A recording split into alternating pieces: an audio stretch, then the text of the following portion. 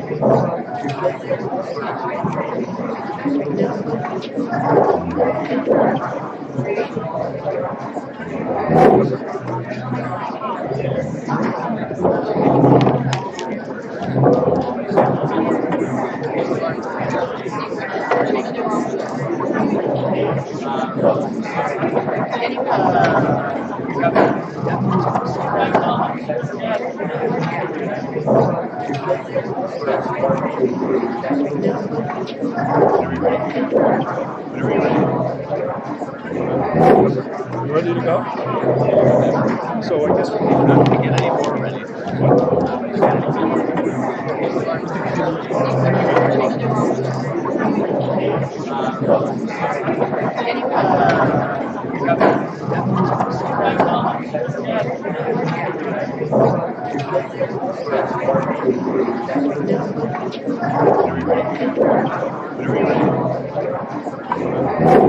You ready to go?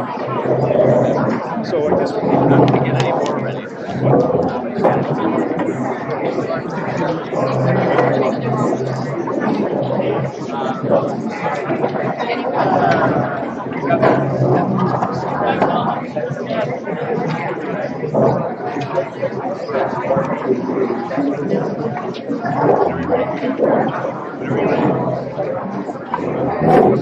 You ready to go? So I guess we don't have to get any more ready.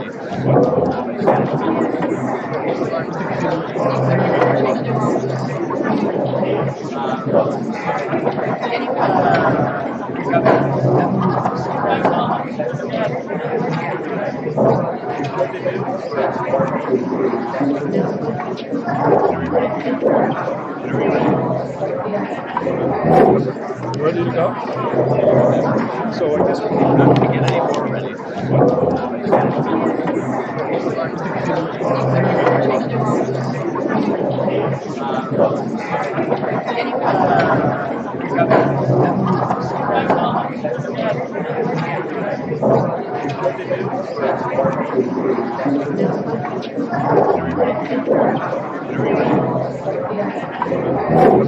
You ready to go? So I guess we don't have to get any more ready.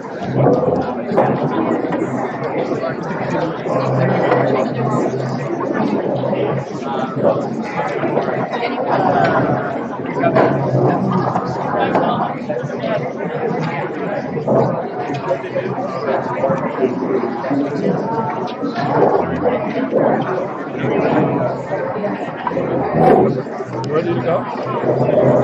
So I guess we don't have to get any more ready.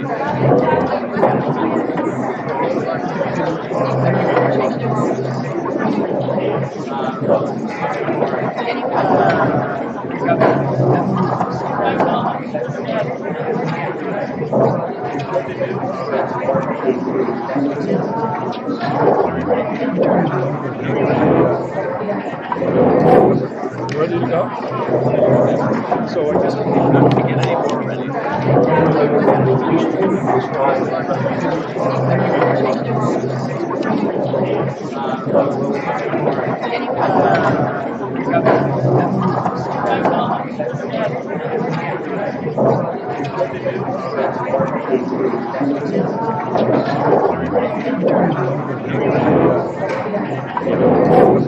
You ready to go?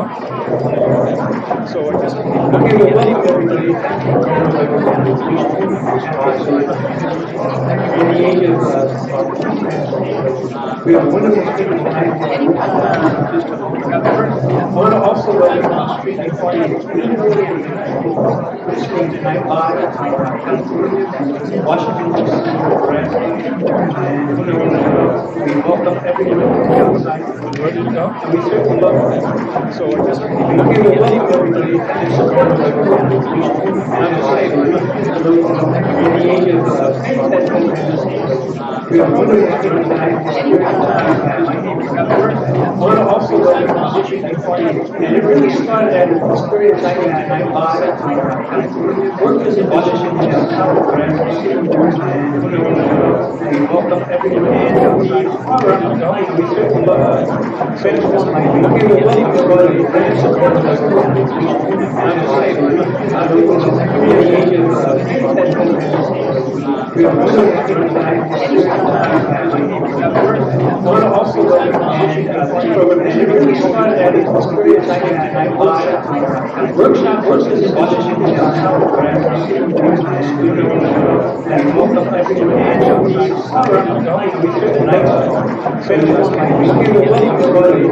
welcome everybody. I'm excited in the age of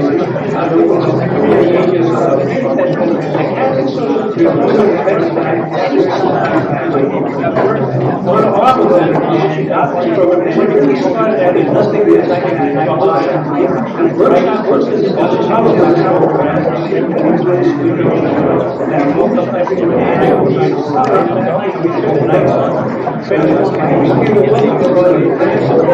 and has been cited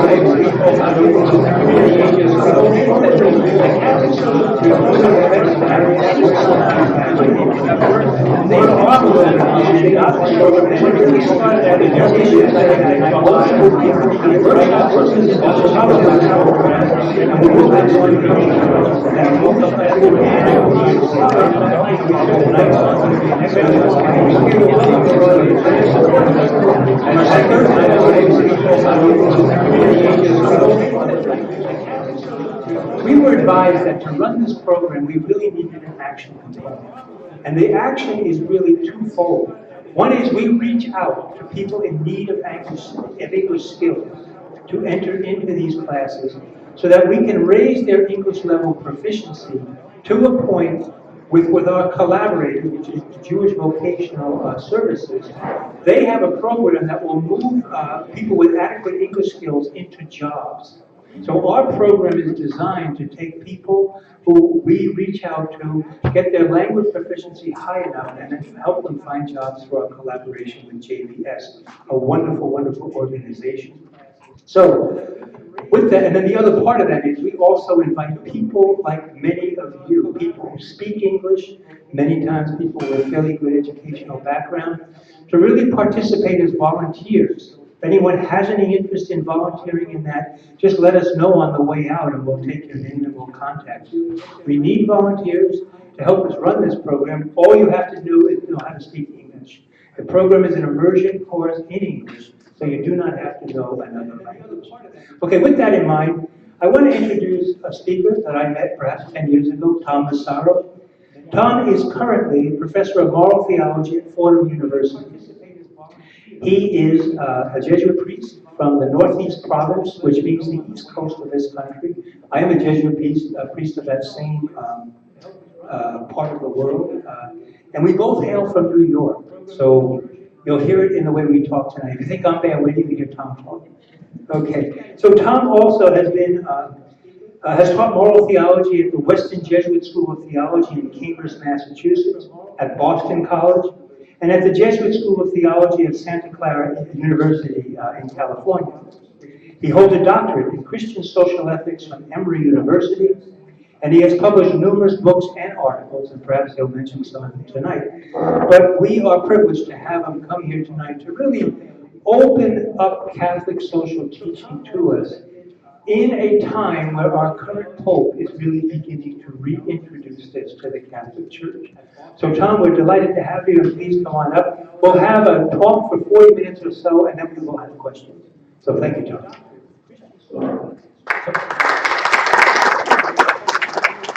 I'm very delighted to be here and to see so many familiar faces, friends that I haven't seen in many years, so it's fantastic.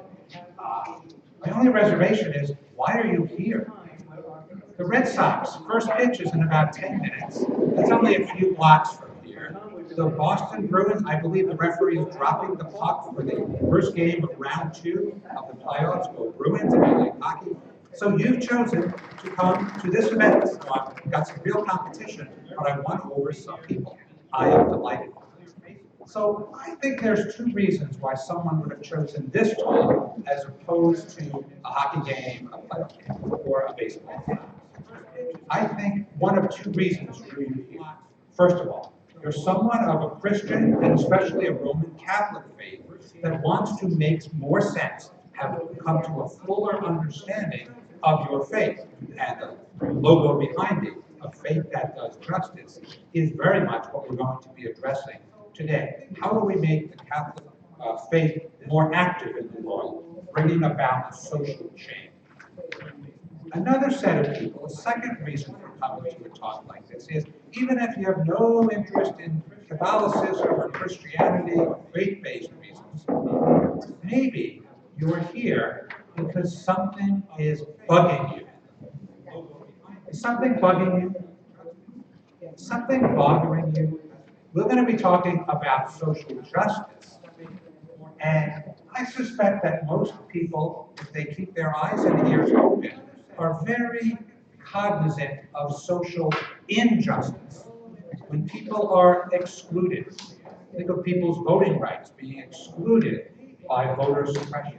When someone is excluded by racial discrimination, or gender discrimination, or age discrimination. There are, I think of workers, I see some activists in the labor community, Jack Trump, for example, people who work hard and can't make a good living because their wages are too low. That's a discrimination indeed. So think about it. Is something bugging you? And if the answer is yes, I applaud you, because there's a lot of good reasons to be bothered about the state of social justice in our world today. So whether you're here to understand Catholic faith better or just social justice better, I think we have some good things to share with you. I'm going to go through 6 points, and if you have a copy of the outline there at each table, that will be helpful as we go through them. I'll make a few references to the pages. Each point about 5 minutes each, so 30 or 35 minutes, and then I'll be very eager to take your questions, starting around 7:20 or so. All right? So the end point of this talk is to talk about the contributions to social justice of the current Pope, Pope Francis. Right? So we're going to get there by walking through a little bit of the history, the methods, the content of a body of teachings called Catholic social teaching. Some of you I know are already experts in Catholic social teaching. I hope that I can give you a couple of new points. Those of you who are newer to it, I think we will cover some points that will be helpful to you as well. All right? The way I like to begin is to ask a very basic question. What kind of faith do we have? What kind of faith does the Roman Catholic Church adhere to? There's many ways to answer that question, but I would like to call attention to 2 aspects of the Catholic faith that balance each other very well. We sometimes call them the otherworldly dimension of our faith and the inner worldly dimension of our faith. They sound like they're opposites. Actually, they can be unified. What are we talking about? Theologians often point to the fact that the Catholic faith, or really any Christian faith, emphasizes our spiritual existence, that we are spirits created by a loving God and destined to be with God forever.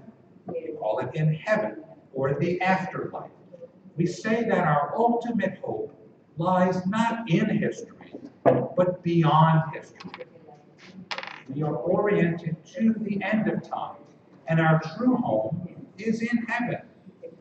St. Paul said our true citizenship is in heaven. That's our spiritual side. That's the otherworldly side. And theologians like to use fancy words. That's how we make our living. So we call this the transcendent side of our faith. But That's not the end of the story. If that was the only aspect of Catholic faith, we wouldn't care much about this world. This world would just be, I don't know, a waiting room for heaven, just a trial to be gotten through. No. Pay attention to Jesus. Pay attention to the doctrine of the incarnation, the Son of God taking flesh and dwelling among us. Obviously, God cares about this world enough to send his Son into the world to redeem the world. God cares enough about this world to implant in the center of our faith concern not just for our spirits, but for our bodies. Part of our faith is social justice, concern that all people, the rich and the poor, people of all backgrounds and income levels, have enough to live a good life, a dignified life. Our bodies count for something. Balancing our spiritual destiny is a material existence too. And if people are deprived of a good life, then something has to change. This is the key word, transformation. All Christians, especially Roman Catholics, are called to transform the world, to make it better, to give everyone a chance, especially those who are currently excluded from good opportunities for a good life. So our transcendent, spiritual, otherworldly aspect is balanced off by an innerworldly, material, physical aspect, and social justice is the goal of our transformation of the world, making it better. We're up to point 2 on the outline. There are 2 routes, 2 paths, 2 orientations to making the world better. And they're usually called the way of charity and the way of justice. Just a few words about each one. These points are somewhat obvious, but there's a historical dimension here that may not be so obvious. We all know that Christians are called to charity, acts of compassion. We have the corporal works of mercy. Feed the hungry, clothe the naked, house those without shelter, welcome those who are immigrants, visit those in prison, and those in hospitals, for example, visiting the sick. Those are all the direct service of the corporal works of mercy. And we're called to take part in these every day. Practice charity. Be the kind of person, like the Good Samaritan, right? Who was confronted with a man beaten up, close to death, and the Good Samaritan, praised by Jesus in Luke chapter 10, it's one of the great parables in Luke's Gospel. The Good Samaritan was praised for having compassion, for performing a direct act of charity. Is that enough? It's an awful good start. But in recent decades, I'd say in the last century and a half actually, we've discovered in the church that the way of charity, as good as it is, as laudable and praiseworthy as charitable orientations are, also need to be supplemented or complemented by an orientation to justice, social justice. Social justice takes charity and goes one step further. It says it's not enough to bind the wounds of a victim, the story of the Samaritan in Luke 10. It's not enough to show compassion after he's been victimized. Even better is to do those things, change those structures, make those social improvements that will prevent victimhood in the first place. Structural changes in society, preventing victimhood, preventing poverty, offering not just a handout, giving a coin to a beggar, not just a handout, but a hand up, changing the equation, changing the structures, empowering people, especially through political advocacy. I think of jobs trainings programs, all kinds of legislation that give people a real chance in life. I'll tell you 2 stories about that before we move on to number 3 on our outline. Shortly before his death, the Reverend Martin Luther King Jr., the great civil rights leader, the greatest civil rights leader our country has ever had, preached a sermon in which he talked about the Good Samaritan story. And he praised the Good Samaritan, as Jesus did. But then he went one step further and said, an even better Samaritan, is the Good Samaritan and the better Samaritan, an even better Samaritan would have planned a little bit to prevent that man from being victimized on the road. It's the road from Jerusalem to Jericho. Martin Luther King said, it is a treacherous road. People get sabotaged, get ambushed on that road. A really good planner would, I don't know, install lights along the road or put together a police force that would patrol that road so that nobody would fall among robbers and be beaten and left for dead. That's a really good example of the Reverend Martin Luther King adding justice to charity. I'll tell you another story about a Jesuit in Washington, D.C. He died in the early 80s, so I never got to meet Father Horace McKenna. But for years, Father Horace ran the St. Vincent de Paul Society at St. Aloysius Gonzaga Parish.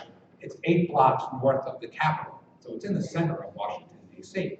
And decade after decade, this very holy Jesuit gave out food, blankets, ran a shelter. He did everything he could, pocket change for people, bus fare.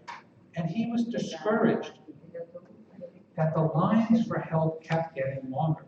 He was scratching his head, saying, why is my charitable work not solving the problem? It doesn't seem to be enough. And one day he got an inspiration. Now, he was 8 blocks from the Capitol. He could have looked up at Capitol Hill. The dome of the Capitol was very nicely illuminated most nights. And maybe that was his inspiration to think that, wait, we have a government. Government has a lot of resources. Government could start a jobs training program so that those homeless men who come to my shelter every night don't need just charity. If they could get job training, job opportunities, a placement, and a good job with decent wages, they would not need the charitable handout. Let's give them a hand up, a jobs program. And that was the beginning of a lot of advocacy in the last 20 years of the life of Father Horace McKenna that actually changed things. And he got the Congressional Committee in charge of Washington to put more resources into job training. Do you see how justice builds on charity? It's not the opposite. It builds upon the foundation of charity to empower people so that they can solve some of their problems themselves. Self-sufficiency, ending dependency where it's possible. It's not always possible. So you all know the saying, give a man a fish, feed him for a day. Teach a man to fish, feed him for a lifetime. By the way, it works for women too, but that's just a bonus. So that's the idea of empowerment so that our charitable efforts, which are excellent, but are only occasional and voluntary, on top of that should be that regular, methodical effort of social justice advocacy, empowering people, changing structures, preventing victimhood in the first place. I've just walked you through the history of Catholic social teaching. Because until the 19th century, now we're transitioning to point 3 of your outline, until the 19th century industrial revolution, the growth of factories and mass production, first in Europe, then North America, and now around the world. Until the industrial revolution, charity was really the only message that the Christian churches had. Help people when you can. That message goes back to the time of Jesus. And a lot of famous Christians throughout the ages, some of them we call saints, practiced charity and appealed to charity. But starting in the 1800s with the Industrial Revolution, we saw that charity was not enough. The Industrial Revolution created an entire class of people who were oppressed. Wherever there were factory-based production, there were people willing to work for peanuts. They had left their farms in the countryside. Mechanized agriculture forced them off the land. They were replaced by harvesters and large machines. They fled to the big cities. Oh, did you ever read any novels of Charles Dickens? Do you know the adjective Dickensian? People living in tenements with no sanitation or running water, paid peanuts, unable to raise a family in dignity, no chance for better jobs or even schooling. Gradually, Catholics in Europe, they were called the social Catholics or social Catholicism, started to agitate for change. There were some of them that were bishops, like Bishop von Kettler of Mainz, Germany. Some of them were even cardinals, Cardinal Henry Edward Manning of Westminster, London. But some of them were lay people. Frederick Ozanam in France around the year 1840, he started the St. Vincent de Paul Society. Hundreds of thousands of them are around the world now. Each of those men, and there were women as well, in all the countries of Europe, started agitating. Let's get beyond charity alone. Let's include social justice. Let's advocate to parliaments, to people in power, to captains of industry, to create job opportunities for people, social services, a better educational system, to give this lower class a chance, a leg up. That, in a nutshell, is the history of social Catholicism in Europe. And the reason it comes in here is it trickled up. This message of social concern, more than charity, actually justice and advocacy and political action, trickled up from the lowest levels of society, people just in the countrysides and cities, eventually church leaders, politicians, and eventually a man living in Rome named Pope Leo XIII, who became Pope in 1878, had 25 years of being Pope, took us into the 20th century, 1903. And halfway through his pontificate, he heard the message of social concern, social justice, activism, commissioned some of his advisors to write an encyclical letter, the highest form of authoritative teaching that a pope can do. And his encyclical letter of 1891 was called Rerum Novarum, two Latin words that mean literally of new things, usually called the condition of labor. The Industrial Revolution demands a response, not just from politicians, presidents, and parliaments, and Congress, but from people in the church. Let's rely on our faith. In his case, the Roman Catholic Church. Our faith cares about people, wants to change things for the better, wants to transform the world to make it fairer. And let's intervene in society. Let's make interventions in labor contracts. Let's intervene in the labor market. Eventually, Catholic advocacy, starting with Pope Leo, raised awareness of the need to raise wages, and now we do have, in most countries, a minimum wage. And Pope Leo started that movement. In the United States, we had a great priest named Monsignor John Ryan, who pushed for a minimum wage, and eventually it got popularized through states, and now on the federal level. There are many other examples of how Catholic advocacy, starting in the 19th century, has trickled up and led to some really good changes in the world to alleviate suffering. Since 1891, the Church has produced about 14 major documents, many of them encyclicals from popes. Popes you've heard of, John Paul II and Pope John the 23rd, and I'm going to talk about Pope Francis at the end. But most of the popes of the 20th and now 21st century have produced social encyclicals urging people to advocate for social justice and suggesting reforms of the economy and the political system that will give people a good chance. And by the way, it's not just popes. The Second Vatican Council in 1965 published a wonderful document, Gaudium et Spes, the pastoral constitution on the church in the modern world, covering a range of social justice teachings. Included is advocacy for peace.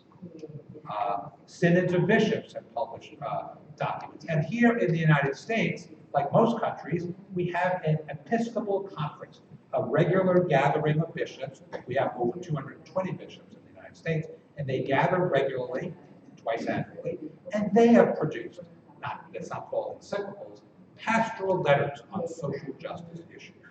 So that is the scope of a little brief history of Catholic social teaching. It's on the local level as well as the universal level.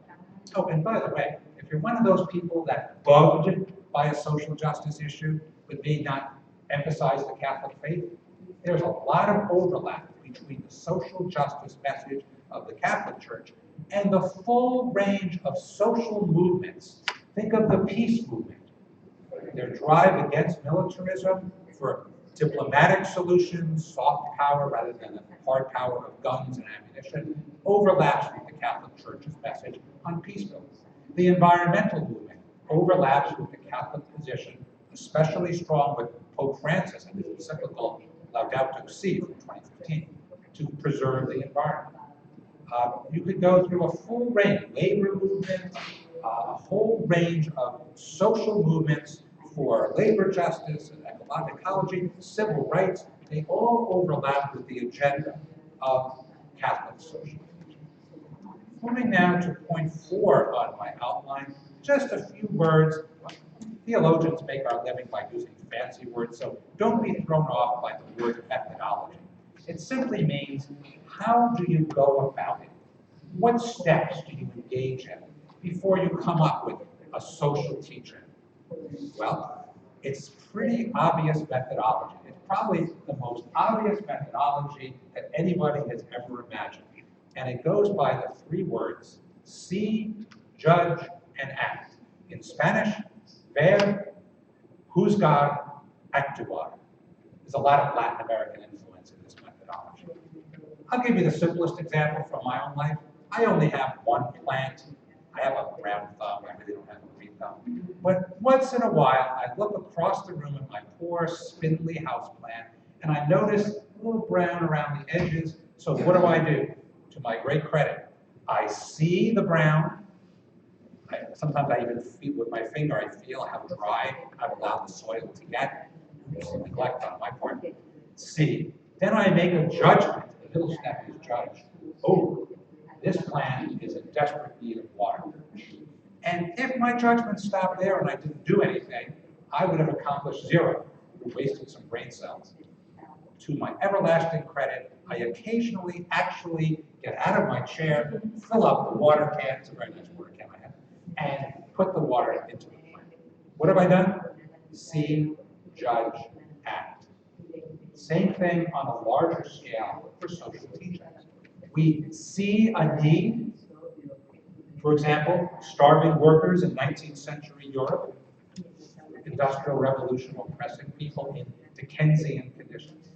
We made historically a judgment, whether that was Pope Leo XIII or Cardinal Manning or Bishop von Kettler, making a judgment. We've got to do something, especially for workers, intervene in the labor market.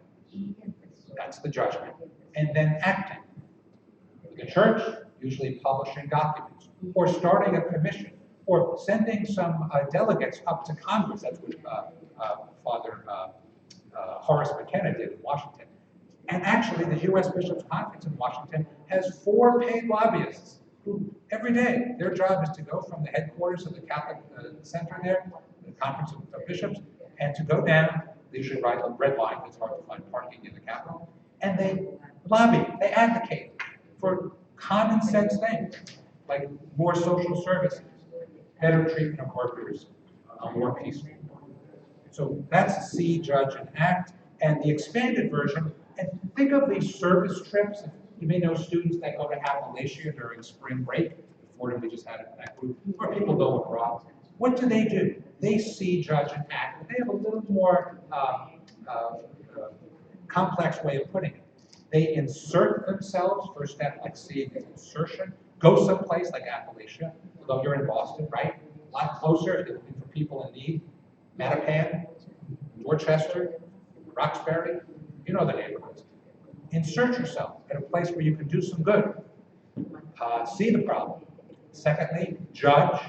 And the judging phase is sometimes broken down into social analysis, asking questions, what needs to be changed, what are the causes of this problem, Maybe the problem is a drug epidemic. Maybe the problem is too many guns, illegal guns on the streets. Maybe the problem is pollution. Make a social analysis. Ask the hard questions about the causes of the problem. Hard-headed analysis. Use the tools of sociology, economics, psychology. These are the things that will answer the questions that will give you an understanding that you can make a judgment. Oh, and don't forget, the third step here is theological analysis, theological reflection. In the light of God's word, read your Bible. What does it say about social injustice? If you read the Old Testament prophets, a lot. Use the gospel, the words of Jesus, the actions and gestures of Jesus, standing up for the poor, breaking bread with the outcast, marginalized, sinners. And then the final step, like ACT, is, fancier phrase, pastoral planning.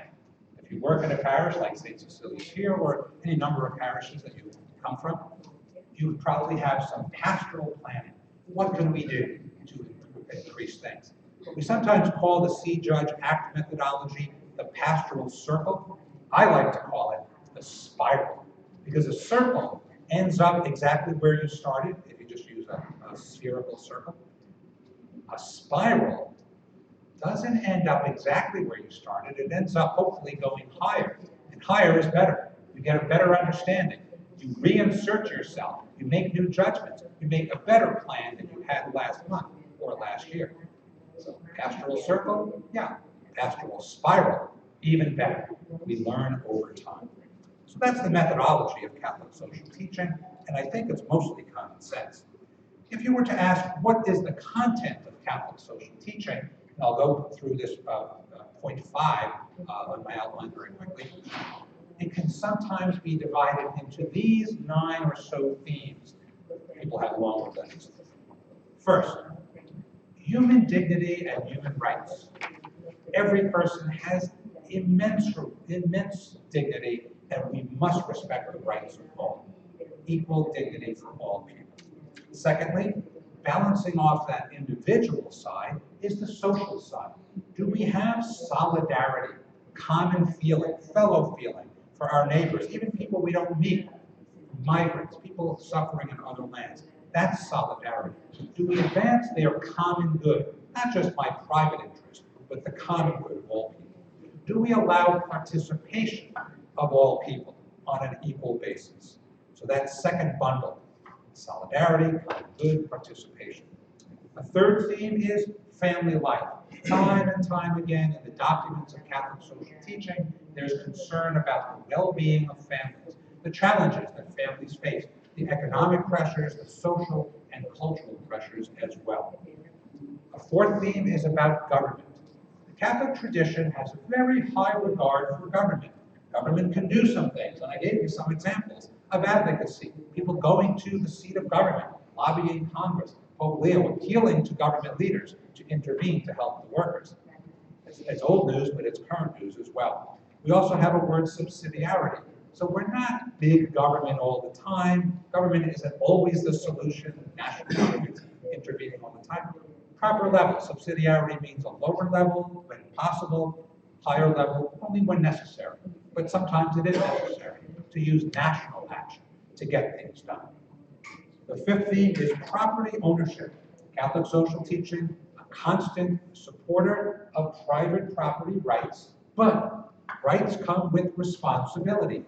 Those with great wealth, I think of Jeff Bezos, Bill Gates, people should use their wealth for charitable and social justice needs. And there's a great tradition of philanthropy, and if you know of a billionaire who's not practicing philanthropy, then we have an obligation to remind that person to not forget the poor among us. A sixth theme is the dignity of work, the rights of workers, and support for labor unions. A constant tradition that sometimes surprises people to know that the Catholic Church stands with workers and encourages them to organize what we call labor unions, in the old system, the guilds, and to have a way of standing up for your rights. Otherwise, the employers have all the power, and the employees have no say in the workplace. And certainly not in their wage levels. Next theme is about colonialism and economic development. Catholic social teaching denouncing one country dominating another country. Remember the British Empire and the French Empire. And there are those who say the age of empire is not over, and even the United States, not through armies, but through corporations and control of all kinds of world money supply and policy, that we're in some ways dominating other countries, not respecting the sovereignty of other places. So, continued thing, the age of colonialism is not over. Economic development continues to be a challenge, even in our age of globalization. The eighth theme is peace and disarmament. Time and time again, popes have urged peaceful, diplomatic solutions to crises. The popes aren't strictly pacifists. Every pope I can think of makes some exception in the just war theory for times when a use of force may be justified. 25 years ago this month, April of 1994, the Rwandan genocide. Looking back, a little show of force may have separated the victims from the victimized, the aggressors from the victims, and could have saved hundreds of thousands of lives. So maybe force is justified sometimes. But I also want to point out that the Catholic Church is increasingly emphasizing peace building and non-violent solutions to conflicts. A good thing it is. The ninth and final theme on your pages looks like it's an afterthought, but in a sense, it's the most important, and I would say the summary theme of all of the 9 themes, the preferential option for the poor, the vulnerable, and the marginalized. Really, all of those themes can be summarized by, we must be concerned for those among us who have the least. We must shape our lives, even make sacrifices, money, time, and our efforts, our skills, to give something back and reshape society so that the poorest have an ability to lift themselves up. That's an option for the poor. It doesn't mean it's optional. It means we are called, obligated to make a choice to benefit the poor in any way that we can. Those of us privileged in a rich country like the United States have an obligation. There are other possible themes. I've actually mentioned some of them along the way. Globalization is a big theme, still growing in the documents. And of course, the environment. Pope Francis, I'll get to it in just a minute, has been the premier advocate for environmental sustainability and ecological concern in recent years. So that's the long wind up. And like a baseball pitcher, here's the pitch. Pope Francis. I suspect you're here because you love Pope Francis. I do. Pope Francis has taken the tradition of Catholic social teaching, and I've traced it from Pope Leo in the year 1891, right up to the time when Francis was elected, March 13th, 2013, just 6 years and 1 month ago. He has taken that wonderful tradition, and my judgment is he's made it even better. The renewal of Catholic social teaching in the pontificate of Pope Francis. And just to say, what makes him different? Style, substance, and then we'll talk about change and continuity. His style is, I don't need to tell you, refreshing. He has a way of making gestures that are very authentic. It's not just a photo op. It's not just a contrived press conference. It really speaks spontaneously.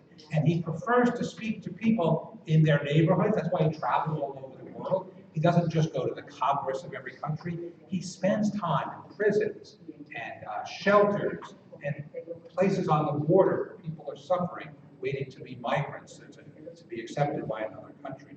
Symbolic gestures, but they're more than just symbols. They're more than just gestures. They actually communicate his impressive concern for people, and he has a great rapport with people. He speaks spontaneously in these pastoral visits in ways that no other pope, I think, has ever done. His visits to Lampedusa, the island of Lesbos, and other places where refugees sometimes lose their lives in shipwrecks and suffering and starvation. Those have impressed me above all. Beyond the style is his substance. His teachings contained not just in encyclicals, but in less formal teaching documents, World Day of Peace messages, addresses he gives to the diplomatic corps, they really are substantial. My favorite soundbite of his, paragraph 52 of Evangelii Gaudium, is this economy kills. He described how the economy privileges some and disadvantages others to the point of death. And he wasn't afraid to go, I would say, one step past his predecessors. Benedict was strong, John Paul II was strong, yeah, Paul VI and John XXIII, but one step further. This kind of economy kills. Strong words, but he means it. He has all these wonderful phrases. Some people call them a verbal tick. He has this thing, a culture of this or that, a culture of inclusion rather than exclusion, a culture of accompaniment rather than indifference, a culture of dialogue rather than ceasing talking to those we perceive to be our enemies.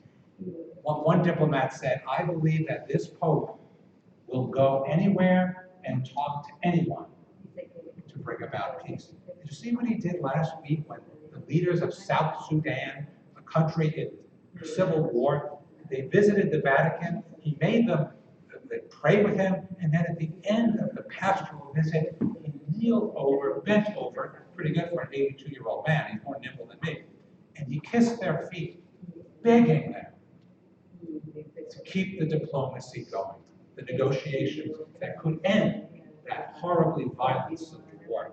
That's the kind of hope we have. Symbolic gestures that have substance behind it. When a new pope comes in, there's always speculation. What will he change? What continuity will he continue? When you read a papal document from Francis, he always says, well, I'm not saying anything new. All of my predecessors said exactly this. He's lying. There actually is quite a bit of novelty in his teaching. He hasn't changed doctrine. He hasn't changed around the edges about annulments. He made annulments a little bit easier. Returning to communion for the divorced and those without annulments civilly remarried. He's made a few suggestions of change. No mandate from the top. He's given bishops' conferences more freedom to negotiate on a local level and adjudicate them. He hasn't really changed any major core doctrines. He has opened up the door to new ways of looking at things. And I would say the newness is of a sensitivity to the poor that no previous pope has been able to communicate these social concerns as strongly as Pope Francis. I wrote a book called Mercy in Action, The Social Teachings of Pope Francis. It came out exactly 1 year ago, last spring, 2018. And in that book, I have 6 chapters. And a good way to finish this talk is simply to tell you a sentence or two about each chapter. The chapter titles are on your outline.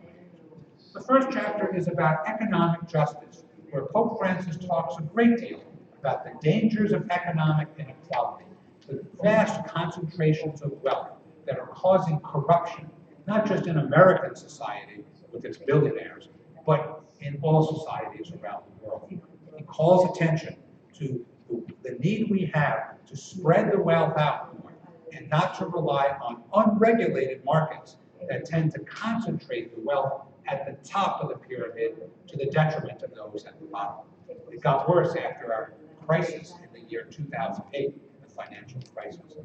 If you're interested, read Evangelii Gaudium, his 2013 papal exhortation. Really important and really strong. The second chapter of my book is about labor justice. It's called Promoting Labor Justice in a Globalized Economic Order. Most of the content of what I wrote there is drawn from some addresses that Pope Francis gave at 3 consecutive conferences. He called these meetings. It was a new type of meeting.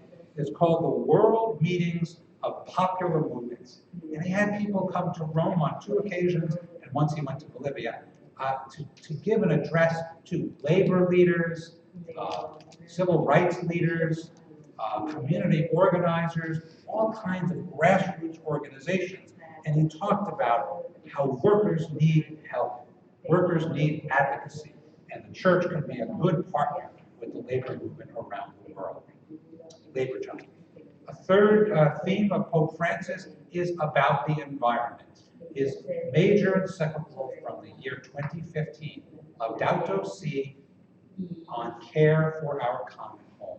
He is the green pope. I use that phrase for Pope Benedict, but I have to kind of double down on it for Pope Francis. Writing one of the longest encyclicals, it's over 40,000 words. I'm teaching it to my students at Fordham University this very week. Laudato Si, unambiguous call for ecological justice and sustainability and to fight global climate change. A fourth theme is family life. Already talked about it. He held 2 synods of bishops, 2014 and 15, and the following year, 2016, he published that beautiful, and it gets very long, I think it's 60,000 words, letter called Amoris Laetitia, on love in the family. What are the challenges facing families? How can the church be of assistance to families in distress when family life breaks down? How can the church be more like a field hospital after battle, help to reconcile families, not to punish them, not primarily to judge them? A fifth theme, migrants, people who are on the move. There are 65 million people who are refugees or asylum seekers in the world today, marginalized, trying to cross borders for their own personal safety, fleeing drug lords, cartels, fleeing gangs, fleeing civil strife, fleeing the effects of global climate change that are flooding the lowlands in places like Bangladesh and desertifying parts of Africa like the Sahel region, Ethiopia, etc. So he's sensitive to the needs of migrants. He goes out of his way, puts a lot of resources into the Vatican Commission on Migrants, gave a series of great addresses on World Day of Migrants, and has done amazing visits to places like Lesbos, Lampedusa, 2 islands, and to Mexico at the US border. Remember his saying, good Christians build bridges, not walls. Enough said. The sixth and final theme, and I believe this is very close to the heart of Pope Francis. Like all priests, his goal is to be an agent of reconciliation. And that means more than just hearing confessions, sacrament of penance. It means reconciling all people, even those who are pointing guns at each other.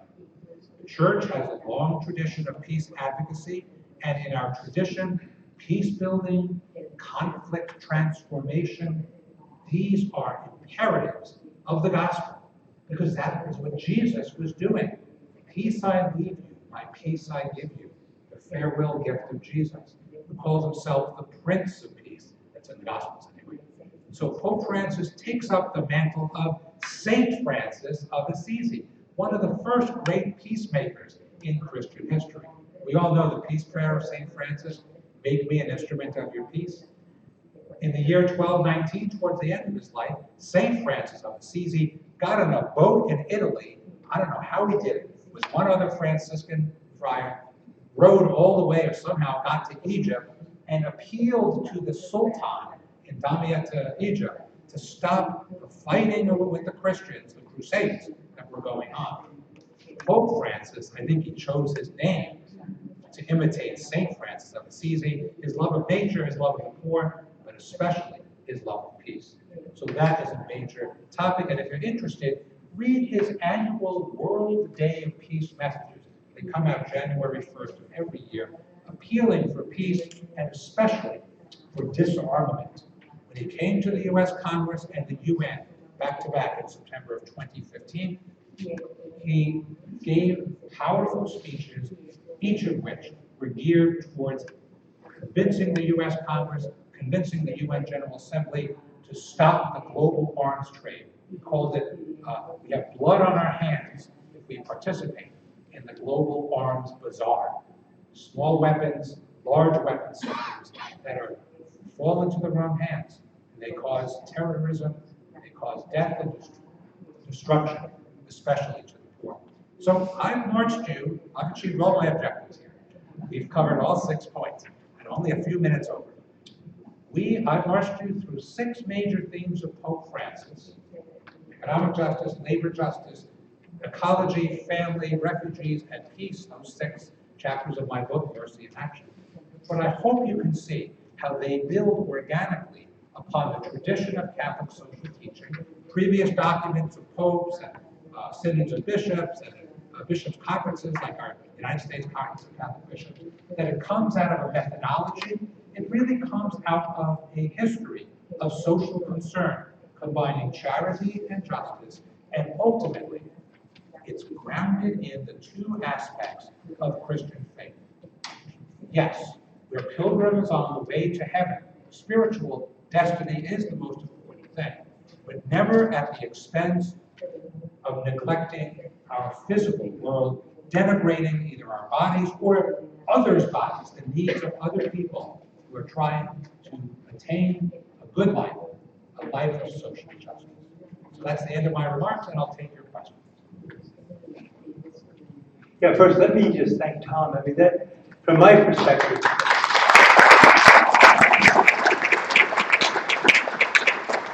if you look at the handout, when I first saw it, I said, I don't know how he's going to get through this, but he did. And it's really amazing that if Catholic social teaching is the best kept secret of the Catholic Church, you have certainly uncovered that tonight. And we're very grateful. So we'll take questions, but I'd like to just ask that in the interest of time, we have about 20 minutes. If you can just refrain from giving a lead-in or a statement, just to ask the question so we can get a couple of different questions in, I'd be very appreciative. Does anyone want to, do we have other mics that we're using this one? Paul, would you come? I'll let Paul walk with the mic.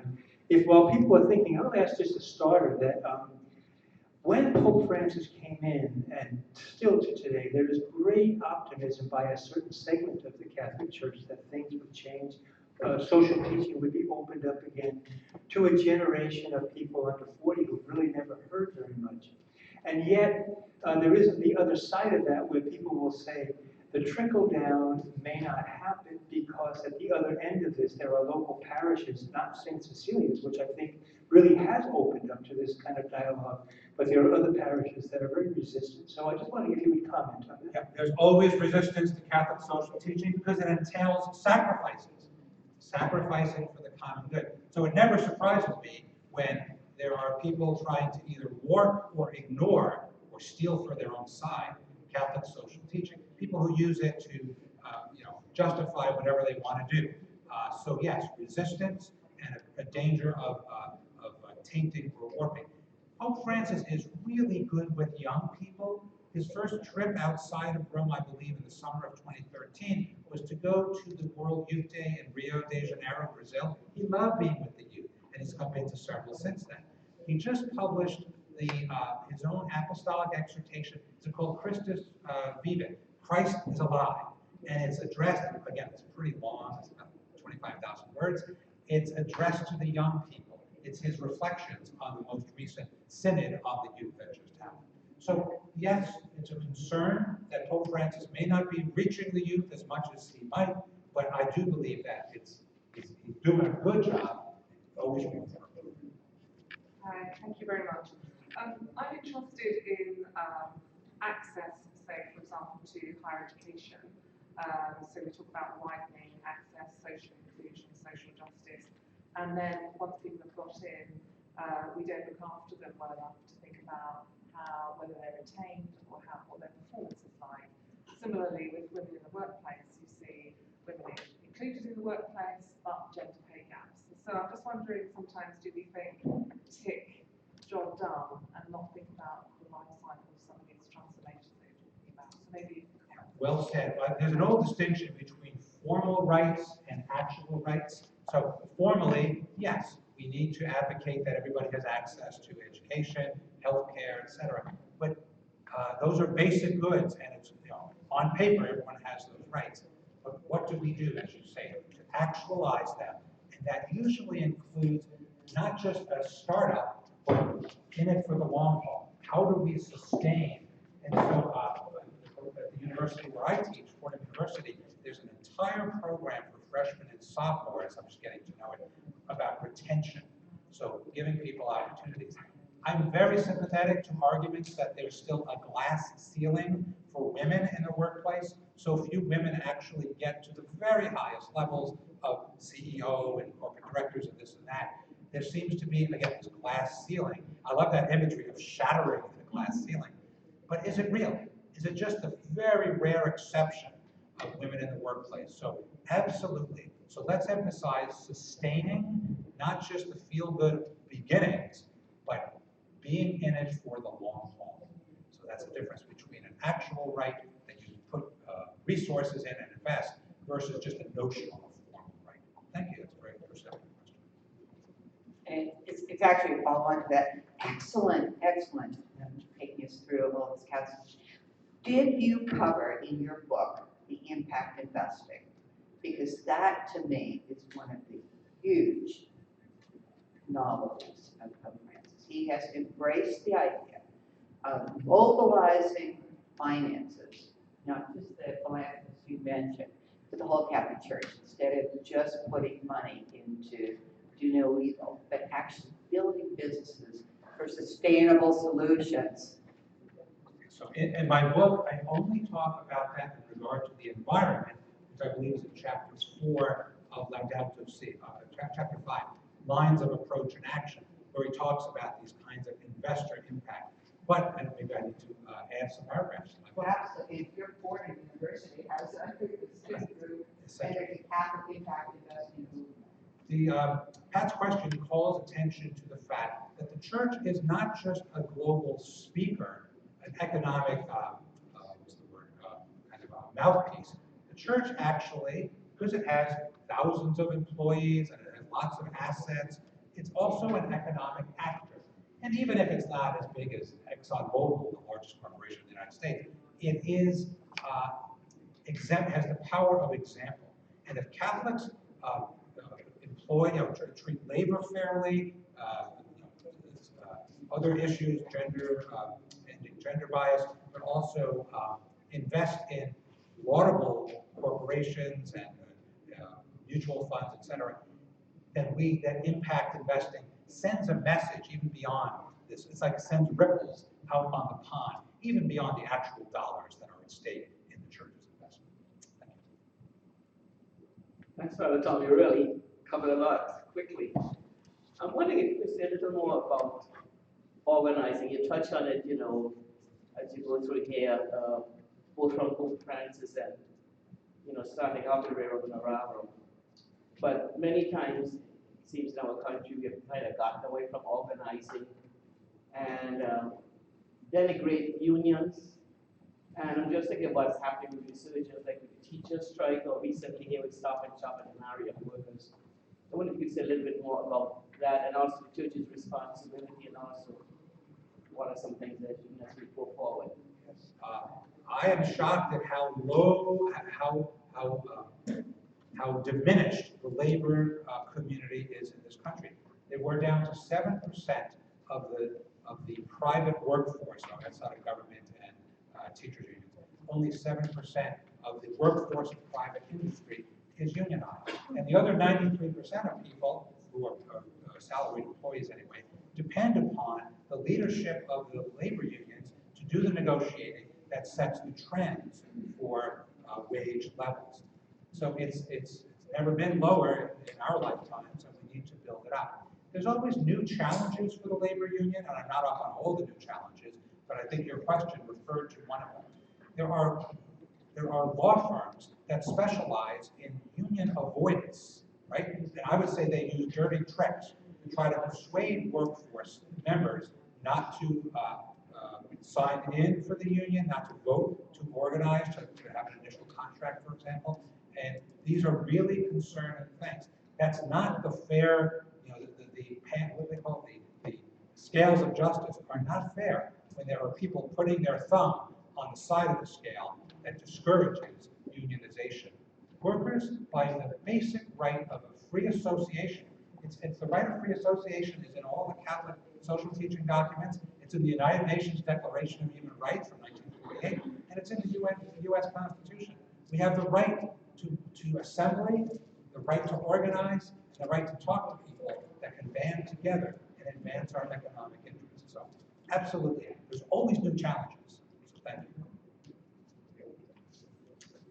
Thanks for this talk.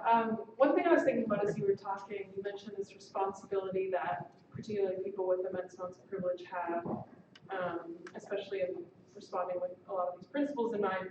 And I was thinking sort of about the challenge that comes with this, navigating the fine line between living out this responsibility and fulfilling this and becoming involved with marginalized communities, but also not falling into the trap of sort of the savior complex of someone swooping in. And I'm wondering if you could speak to that, maybe with both Francis' writings or your own understanding of that. Absolutely. And by the way, throughout my talk, I used a potentially objectionable phrase, the poor. Right? That's objectifying people by their income. So it's a category. We use it for shorthand.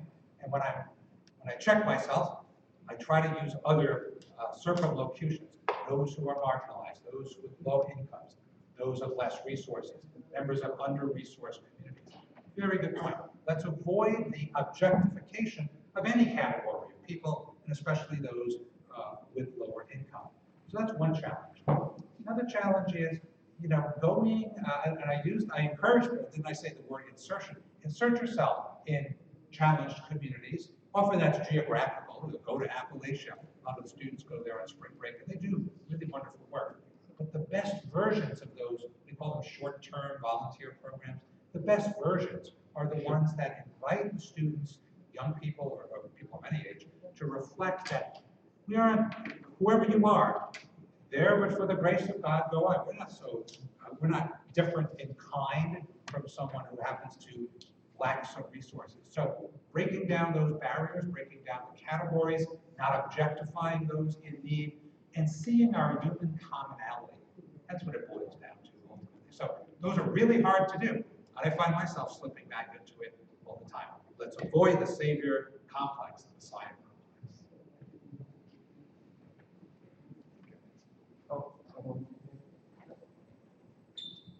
Hi, Tom. I wanted to ask about some of the struggles at Catholic universities where we have people fighting over what is Catholic social teaching. We now have things like the Acton Institute that really focuses on a very aggressive libertarian individualism. There's teaching in Catholicism about the dignity of the individual, but it seems like that's becoming emphasized so much to the detriment of organizing and interest of labor. The Koch brothers are giving money to lots of universities. That's another, but including Catholic institutions are having to wrestle with that. Anyway, I just want your thoughts on this particular issue. People read the Bible and reach different conclusions, right? Images of Jesus. Oh, and even read John's Gospel. Jesus comes from on high. It's a high Christology. Read the Synoptic Gospels, Matthew, Mark, and Luke, and it's much more of an earthy Jesus who comes to know his identity gradually. In a similar way, you can read that book, and it's almost as thick as the Bible, the Documents of Catholic Social Teaching, and you can come to somewhat different interpretations. And I think there is some room for leeway, and you could read these sentences a little bit differently, but it's I would say, an injudicious or even disingenuous reading to filter out all of the parts about solidarity, the common good, and commitment to communities of under-resourced people. So I do agree, there are selective readings of Catholic social teaching that overemphasize the freedom of property, the individualism that Jack's question mentioned explicitly, the wonders of a business economy. That's a phrase that John Paul II used in his 1991 encyclical, Centesimus Annus. And when he had a couple of paragraphs praising for-profit corporations, which is fine. Profit is a sign that a corporation is doing something right. Customers are being adored to their services. That's a good sign. But some people, and you mentioned some of the groups, the Acton Institute, other what do they call it, think tanks, started to interpret it in a really strictly individualist, totally pro-business, no need for regulation in that kind of a way. And what did John Paul II do? I remember the exact date, September 9th, 1993, less than 2 years after releasing that encyclical, He gave a talk at the University of Riga, Latvia, one of the recently freed Soviet orbit countries, Latvia, the Baltic states that the Soviet Union withdrew from eventually in 1989. And he said, don't misunderstand me. And he pretty much said what I just said. Don't attempt to steal Catholic social teaching for a strictly free market, totally pro-business, low regulation, low taxation, free property with no restrictions agenda. So John Paul II, often known as the Pope of Freedom, talked about limits to economic freedom when it forgets the things that Jack mentioned: solidarity, common good, a need to exercise social responsibility, not just individual gain.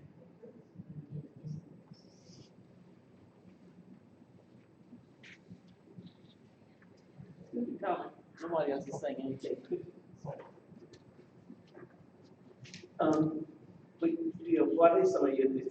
Well, I'm concerned with some of the recent movements that Steve Bannon and some of the others are doing to sort of undermine Pope Francis' work. And I don't know if you've seen anything recently or anyway that, as we're reading, how to be aware of some things that we should be looking at. I'm concerned that there are Catholics who are openly antagonistic to our Pope. There's room in the church for debate. In fact, Pope Francis so often uses the word the culture of dialogue. We need to keep talking. So I would like to see a structured dialogue where the things that critics of the Pope, the points they want to bring forward, whether that's internal church reform, and there's plenty of room for that, or whether it's church teachings about exterior things, social justice, peace of the world, that dialogue can go forward in a structured way. I don't like when it's carried out on Twitter and played out in the media in divisive ways. That's what I'm seeing in recent weeks and months. By the way, Pope Francis is coming out in the month of May, so within a month, a major, it's going to be called an apostolic constitution with a reorganization of all the Vatican bureaucracy. They're called the dicasteries, the various divisions. So Pope has been working on this. The first weeks that he took office, he started getting the Vatican Bank on a more regular basis. There's a lot of writings about this. He's still working on that. We've got some problems with the finances of the Vatican. Sex abuse is another one. I do believe that by the restructuring that Pope Francis is working on, internal church reforms will yield good benefits. And those benefits will outlast this Pope and the next several popes. So keep your eye on that. I know he has his critics, and maybe they have some good points. There were ways in which Pope Francis needs some improvement. He was kind of tone deaf with those bishops in Chile for a while, and he eventually got the message to stand with the victims with credible claims and not just with the bishops. So there's room for growth in Pope Francis. He's the first to acknowledge, I am a sinner, I have made mistakes, keep dialoguing with me. But I certainly hope, as your question suggests, that dialogue will be constructive and well-structured and not just quid pro quo, angry words.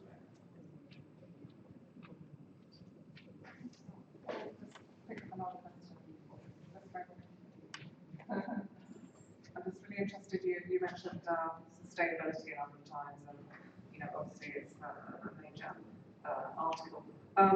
The Sustainable Development Goals and Catholic social teaching has much been written about that much broader agenda other than just the environment. Of all of our popes, I believe that Pope Francis is the one who keeps one eye on the church and its responsibilities and teachings, but the other eye is very firmly on the kinds of United Nations Sustainable Development Goals, the SDGs, that were adopted from the year 2015 to the year 2030. Are there 17 of them? Yeah. 17, then they're elaborated into 40 or 50. Yeah. So Sustainable Development Goals, many of them involve gender justice, women's education that will lead to all kinds of benefits for society, economic reforms, but certainly environmental reforms as well. Pope Francis times his statements to anticipate things happening in the UN. So it's no accident that Laudato Si, his encyclical on environmental justice, came out June 18, 2015, almost exactly 6 months before the December 2015 COP, the next meeting of the parties involved in the environmental movement on the United Nations level. He was deliberately timing his actions with his friend Peter Turkson, who was his ghostwriter of Let Out to Sea, to try to have the maximum influence and dialogue back and forth with the international institutions, secular institutions and church religious institutions hand in hand. By the way, my favorite events of the summer of 2015, remember, June 18th, Let Out to Sea. Within 6 weeks, there was, Let Out to Sea was over about 200 pages. Within a few weeks, there was an Islamic declaration on climate change, roughly 8 pages. Then there was the rabbinic statement on climate change, just 2 or 3 pages. Then there was even a Buddhist call to action on climate change, about 4 pages. What do those religious events signify? First of all, I praise them for being brief. It's hard for me to get my students at Fordham to read the 200 pages of Let Out to Sea. I'm working on it. They'll pass their final exam if they get to the end. But also, I praise those groups not for being afraid to appear like copycats. Okay? They were proud to make their own statement out of their own faith tradition, Judaism, Islam, Buddhism, and there could be others that I haven't heard about, on the model of Pope Francis. The people of faith around the world, when standing in solidarity with each other, can have a huge influence because, again, they span the entire world and they send the message even to our secular institutions like the UN and the COP, advocates of environmental justice, that people care about this and the faith traditions back up these social concerns. It's a very good question. Okay, in the interest of time, we'll formally stop now. I think if Tom is willing to stay a few minutes more, if people have a question they want to ask, they could just come up. But first, let me say this. I think one of our goals here in this Faith That Does Justice is to raise consciousness, to allow our faith to lead us into action. And I think, Tom, what you've done to that has really been a tremendous opportunity for us. So thank you.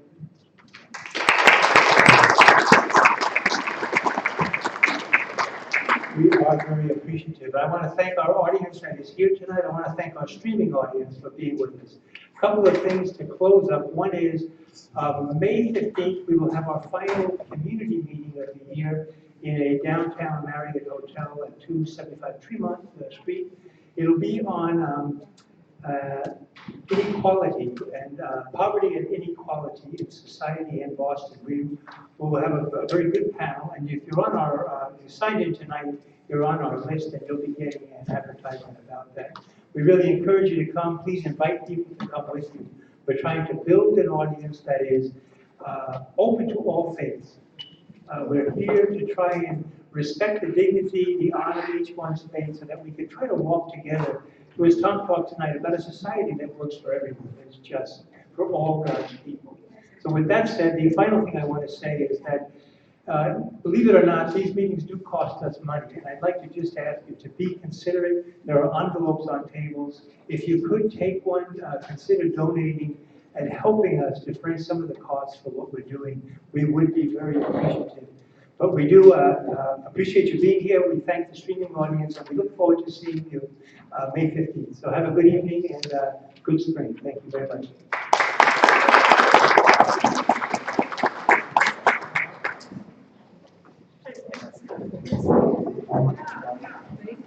How are you?